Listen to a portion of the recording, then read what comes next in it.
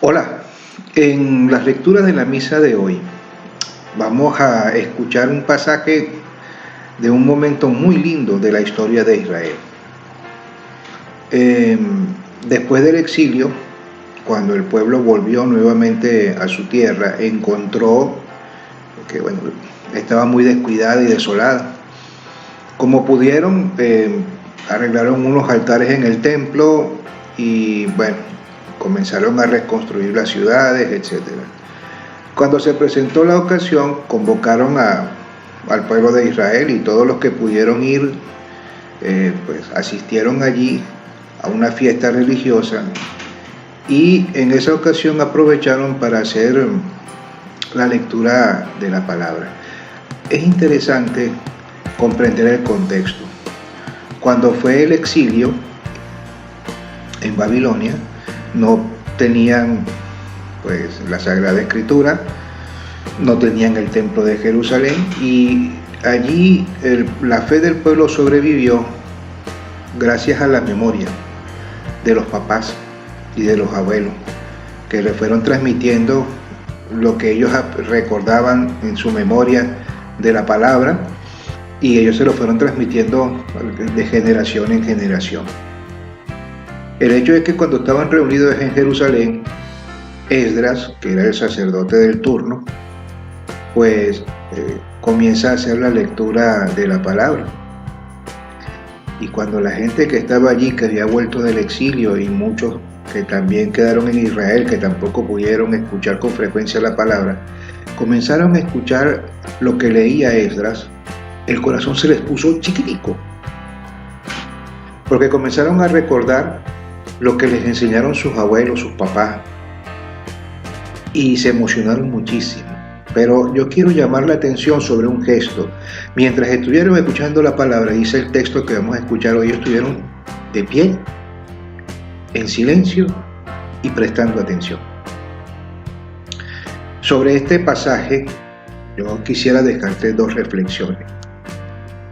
La primera es el respeto que hemos de mostrar por las cosas de Dios.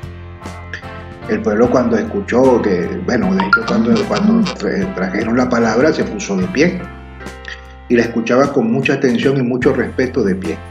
Es un gesto, es una actitud que muestra la veneración, la estima que se tiene por la palabra. Algo similar se nos pide a nosotros los creyentes en las cosas que tienen que ver con nuestro Señor. Es decir, si vas al templo, deja el teléfono. Si vas al templo, olvídate de estar cuchicheando con el que está al lado. Si vas al templo, aprovecha para hablar con el que habita ahí en el templo. Y si tienes una Biblia en tu casa, recuerda que esa es la palabra de Dios y que merece todo el respeto y que debes tenerla en un lugar digno y debes leerla y debes meditarla porque es Dios quien te habla. Ese mismo respeto por las cosas sagradas la tiene también nuestro Señor. En el Evangelio según San Lucas, en el capítulo 4 que vamos a escuchar en el Evangelio de hoy, dice que el Señor cuando fue a la sinagoga de Nazaret, se puso en pie para hacer la lectura. Desenrolló con respeto el libro del profeta Isaías, leyó un pasaje, lo volvió a enrollar y se lo entregó al mayordomo de la sinagoga. Ese es el respeto por las cosas santas. Y la segunda cosa va en esa misma línea. Es decir, cuando nosotros mostramos esa actitud, la correcta, ante las cosas sagradas, estamos dando un testimonio. Que es lo que también otra de las cosas que pide el Evangelio, sobre todo la lectura comenzamos en el capítulo 1 de San Lucas, cuando San Lucas dice, yo te voy a transmitir las cosas que ocurrieron con la mayor exactitud, porque se las escuché a quienes fueron testigos y después fueron predicadores de la palabra.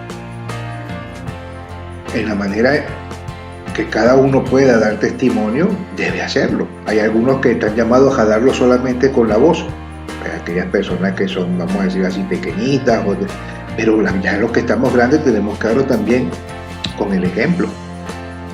Es decir, tú no puedes decir que crees en Dios creador y le faltas el respeto al Señor pues maltratando la naturaleza, que es lo que el Papa llama la atención en el Laudato Si.